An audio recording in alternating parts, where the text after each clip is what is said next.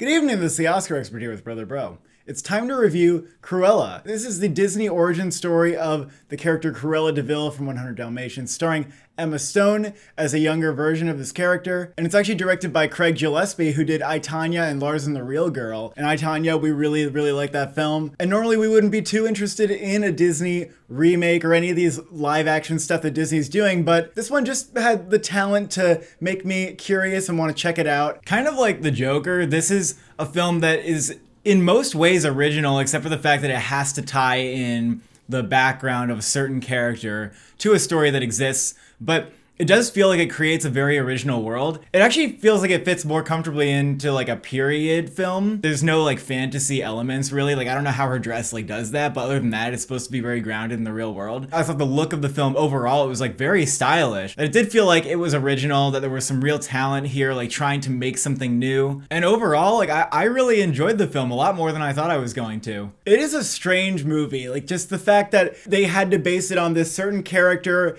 It kind of had to be the Disney brand, but they wanted to go a little bit PG-13 with it. It's kind of a movie that any age could enjoy, but it doesn't depend on you like needing your fix of like visual effects and explosions. And it does focus more on like drama and character, building and just like being kind of like a quirky, entertaining film with like a heist plot. It is fast-paced and entertaining, and it's kooky and goofy enough, and I think self-aware enough about its own goofiness that I can see most audiences going in, having a fun, silly time, and leaving satisfied with the experience overall. I don't even know if the movie necessarily needed to exist. It doesn't add much to the 100 Dalmatians universe, and I don't think that it has any sort of message or moral that is worth trying to process or take anything away from. But the only thing I think this movie really had to do in order to justify its existence is just be entertaining. You're gonna get some fun performances here from Emma Stone and Emma Thompson. You are gonna have fun watching the movie just top itself with like the level of just costume-ness, and also with the level of Cruella's tactics. I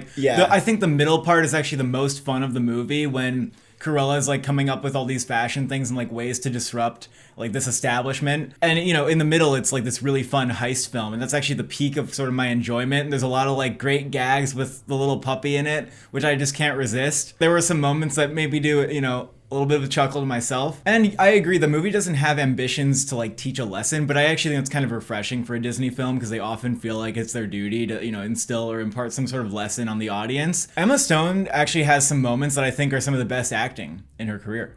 I mean, there's just one in particular that a monologue that I think is just excellent. And the way that she nails it, especially like the very last beat in the monologue, I actually like felt a little bit choked up from it. And I did not expect that. And it was just really like how well she sold that scene in that moment. Emma Thompson is also really fun to watch. And, she has like a lot of great just facial expressions. And she just completely like captures that character in exactly the way that she needs to. It's basically the Meryl Streep character from The Devil Wears Prada, but like more sociopathic. In a lot of ways, this film has the outline of The Devil Wears Prada. And if you like that film, you're gonna have a lot of fun here too, I think. Emma Stone and Emma Thompson are being very goofy. I think the whole cast is really playing up the silliness here. Even there are even some side characters where I'm like, I don't know if that's just like too much for me, where they're like...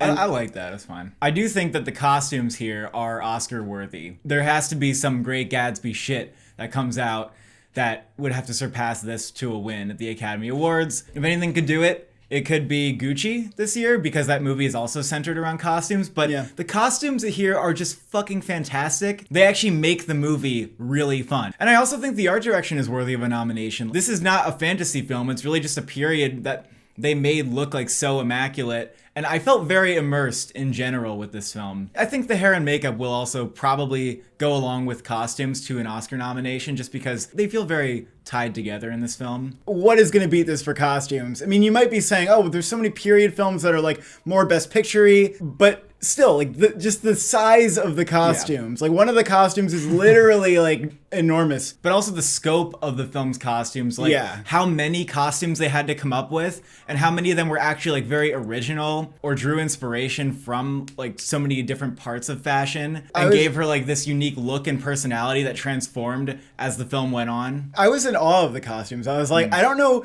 who conceived of like throwing these things together, but and just knew that it looked stunning. I don't think this is like an Oscar nomination element, but I did think the score was actually very good too. And I do want to listen to it on its own. There's a lot of soundtrack in here. Like they literally just threw like a jukebox into the movie to the point where I could see some people think it's annoying, but I thought it was fine. Yeah, I don't know if I heard Nicholas Bertel's score that much because there were just songs probably most of the time there was music. The score was really nice though, and it actually blended with some of the soundtracks really well. They did use some instruments that like kind of felt like they were rolling together. Speaking of just how often they use music, I mean, the whole movie, a lot of it really does feel like just montages and like there's a little bit of an overuse of narration, especially in the first third of the movie, which is a little annoying. I might have liked to see the director give some of these scenes a little room to breathe and not just kind of like try to roller coaster ride your way through like the entire story. It's 2 hours and 20 minutes. I don't think it necessarily dragged, but it was like you didn't end up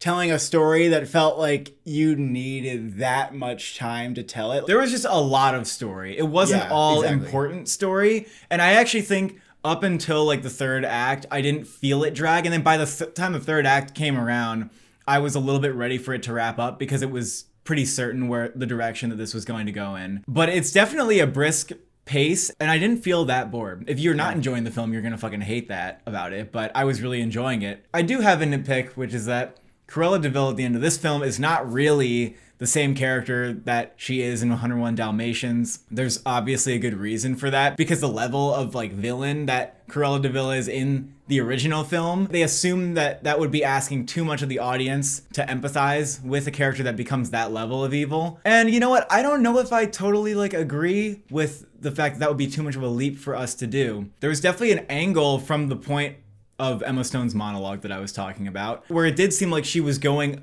off of one end and just never turning back. But then it doesn't really commit to that because it doesn't want to lose you and make you think that this is like a terrible person. I think it would have been a stronger story if they picked that direction and ran with it. But at the same time, I understand this is a Disney film and I know why they didn't want to do that. I kind of agree with the decision not to make her like full out Cruella de Vil. I don't really care personally that it didn't wrap into the 100 Dalmatians thing. I thought that the transformation aspect where like there's this duality where there's Cruella and there's Estella, like I don't think that was that well established about like, you know, which side of her is Estella and which side of her is Cruella and like what that means for her. But the weird thing is that she kind of becomes this like character and this persona, and it's kind of like, yeah, you go, like you be like maybe sort of true to yourself, but also like I'm not sure if this is true to you. But again, I think it's because of what I said about the dilemma that they have to face with and the fact that they have to go towards that direction, but they cannot actually like make it there without losing people. I thought there was a weird lack of pushback from her two buddies who kind of just do like everything asked of them for nothing in return, which involves very elaborate schemes. The screenwriter could have came up with something for her to leverage her power over them, but instead it was like all them doing her favors. I think it would have been more realistic for those characters to be like, well, what if I just say no? And then she has to deal with like, what does that mean? But she didn't really have to deal with that very much at all. So overall, it's not a perfect movie. There are nitpicks. It's a very weird creation, but it is fun at the end of the day. And, you know, that's kind of what matters in a Disney movie like this. There's lots of eye candy going on here, and Emma Stone and Emma Thompson are really fun. They make the movie worth it for sure. So I would give the movie a 7 out of 10. You know, at the heights of this movie, I was having a great time. It was a blast. It was a great explosion of style and craft. It felt very much like an original creation. I like that it had its own identity, and I thought overall this was really well done. What brings this like a little higher to an 8 for me is the level of talent behind the camera in the crafts departments. Do not expect us to have Emma Stone or Emma Thompson on the Oscar list anywhere. We're not gonna put them on at all. We're Emma Stone was great though, but no. Thank you for watching. Thank you for subscribing. What's your evil name?